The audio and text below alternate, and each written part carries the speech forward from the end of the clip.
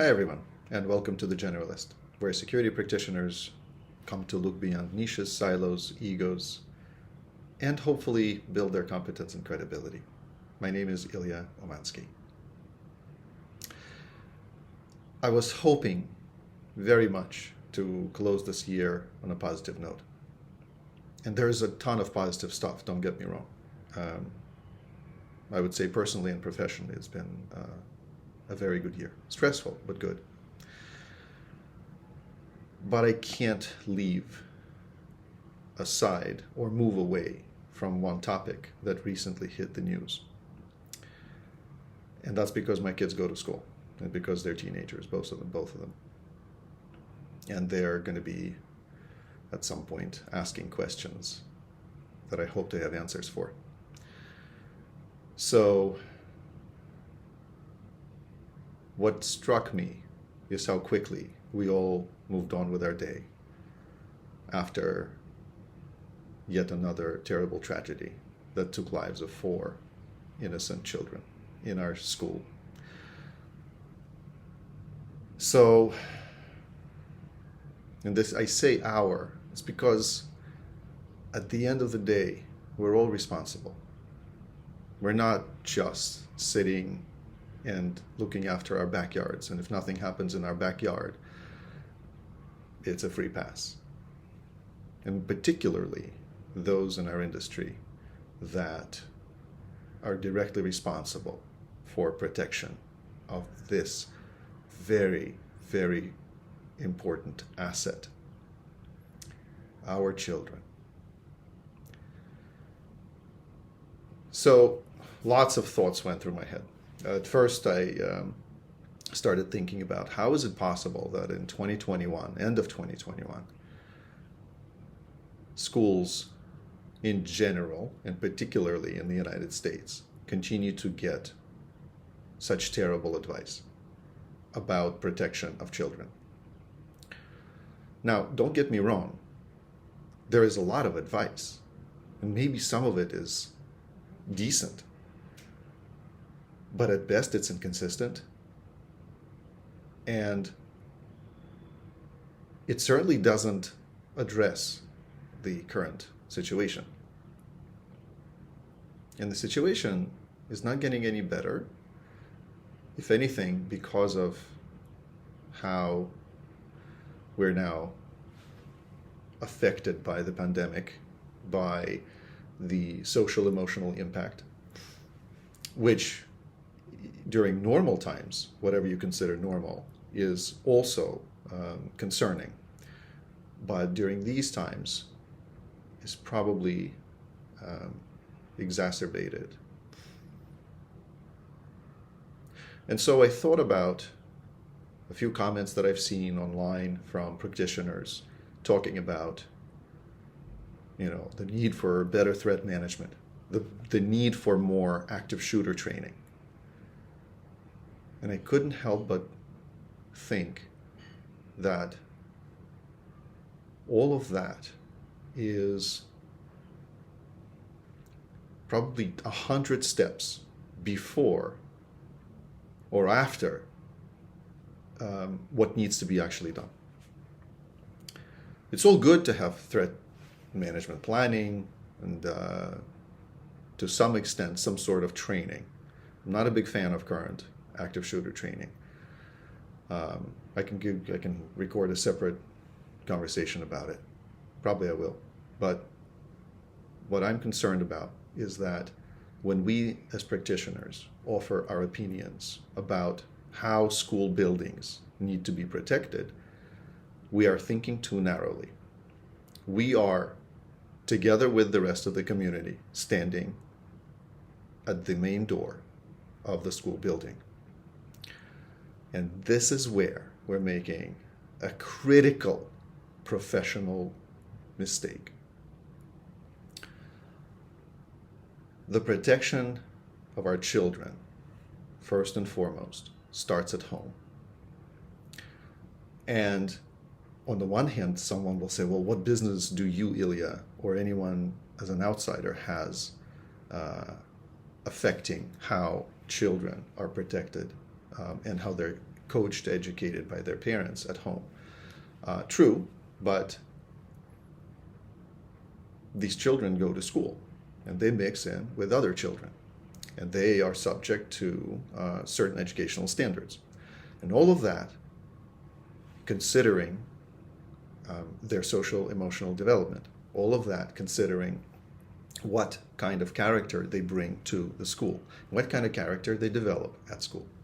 We all know that schools, particularly considering the age of perpetrators recently, and if you look at the history of incidents, what their ages are, it's clear to see that during teenage years,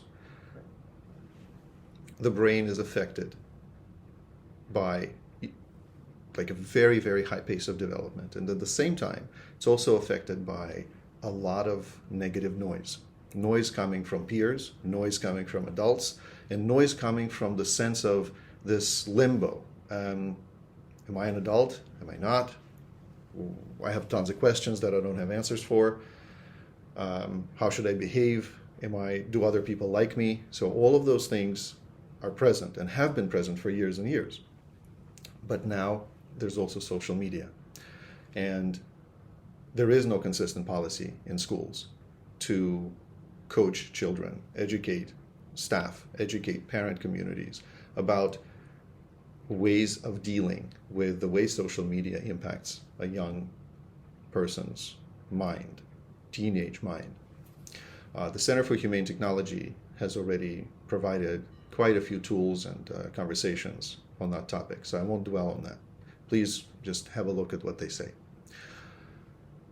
But what struck me, and I want to go back to this comment of practitioners going back and saying, let's increase the level of threat management planning. Let's increase the level of protection around school facilities.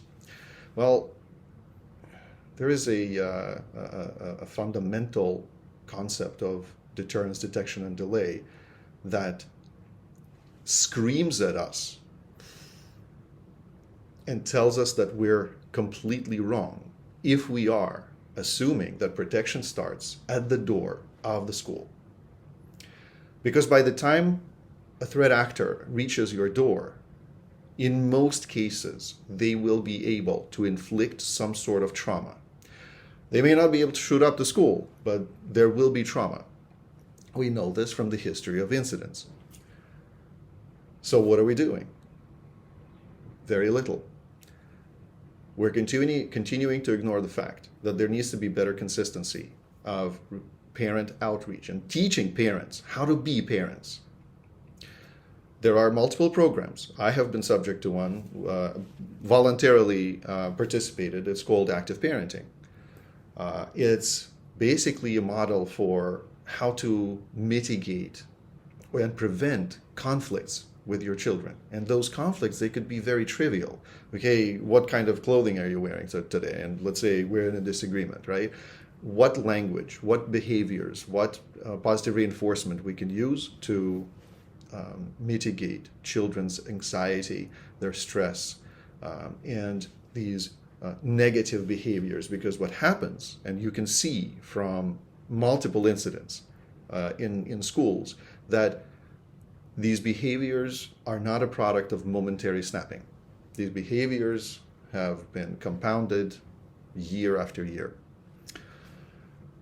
So, we as protection professionals, if we want to call ourselves that, right?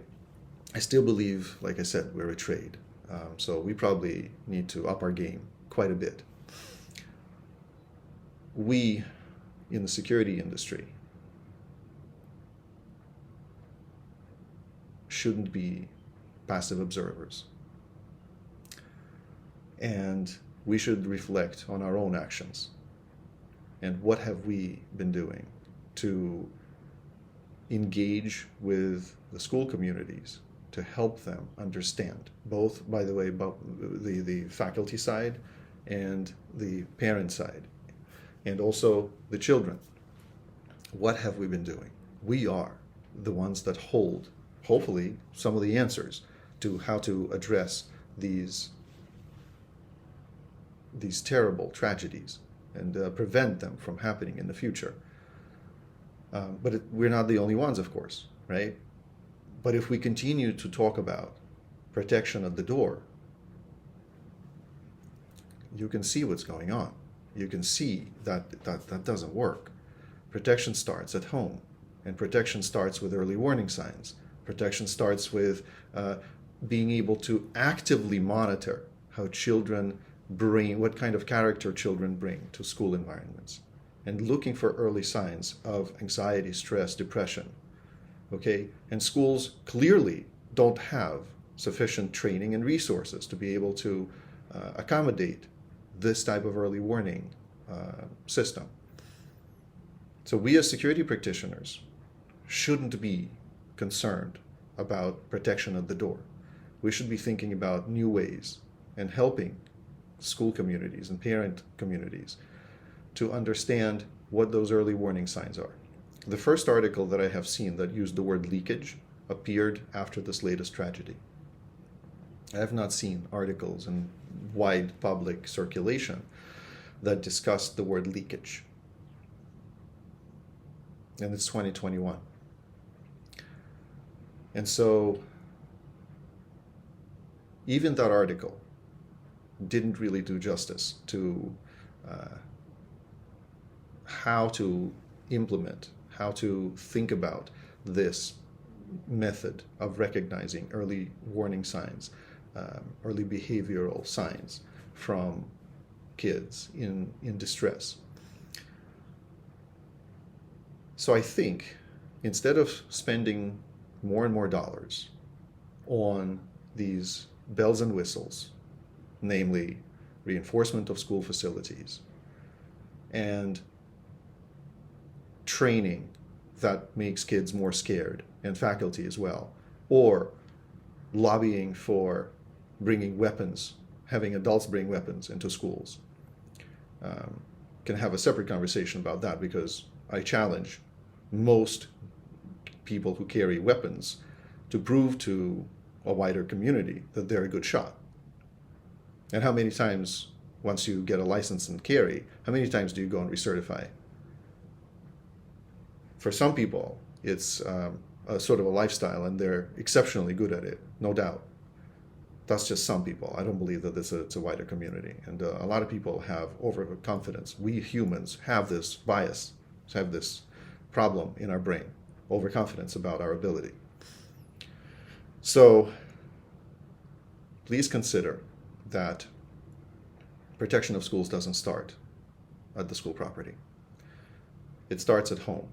It starts with schools collaborating with parent communities and going far beyond parent-teacher associations and fun and games that school environments offer, but really diving more deeply with assistance of psychologists and protection practitioners and threat management practitioners, right? Diving more deeply into into standing up, building, and making consistent application of early warning systems, so that next time is preventable, so that the child who is in such distress that they want to pick up a gun and go and cause atrocity on school premises would be cared for preemptively and would be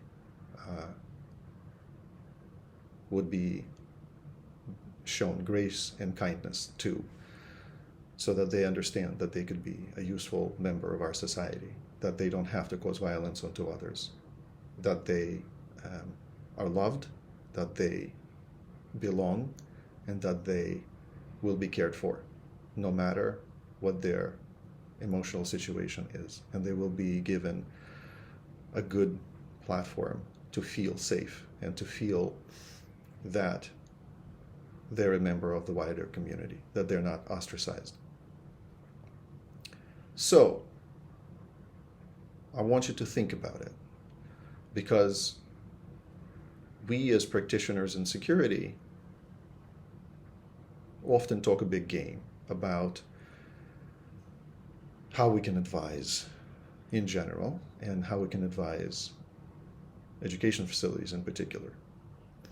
And those of you who have been working advising schools probably need to reflect on what it is you've been saying and whether you have been listened to, and not blame the decision makers that you've been engaging with, but really think about if you have been saying or giving the right message about prevention, about early warning systems, and schools have not adopted those methods and have not built the right systems in place. Perhaps you didn't know how to deliver the message properly. So, for next year, my wish is for us all to be more reflective, to stop and think more often than we do, and to not be subject to the 24-hour news cycle and with these stories coming on our radar and disappearing very quickly under the barrage of news stories, and to not lose sight of what's important. And I bet if you're a parent, you probably would, I hope you would, reflect on this message. Reflect on the fact that we can't have our own backyards that we look after and not worry about what happens in somebody else's backyard. This is not the environment that we can see the schools exhibit. We bring our kids go to a community, right? And we are responsible for helping our children build the right skills, the right mindsets, and support them on their journey so that they are not subject to stress, depression, and thoughts of violence. That would be all. I hope some of you will reflect on it. You don't have to agree with everything I say, but I hope you will think about it. I wish you a very safe and joyful 2022. But I also wish you to stop and think more often about what we do as practitioners in our industry. Be well.